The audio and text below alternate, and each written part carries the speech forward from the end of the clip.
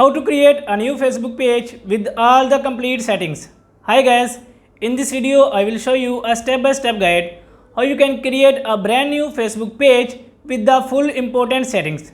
So without wasting your time, let's get started. So to create a brand new Facebook page, first of all open your Facebook app and click on three horizontal lines on top right corner.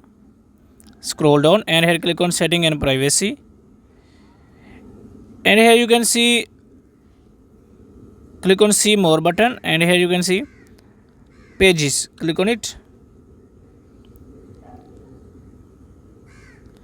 and click on create new page and click on your create your page, get started, and here you have to write your name of page.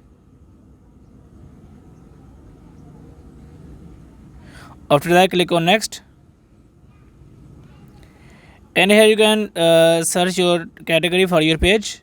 For example, I select this category and click on create, and from here you can select the purpose for your Facebook page. You can select promote your product or you can select create content. So I will select create content and click on continue, and from here you can upload your Facebook page profile picture, or from here you can upload your Facebook page cover photo. I am not uploading yet. I will upload in the next time. I will click on next and again click on next and click on done.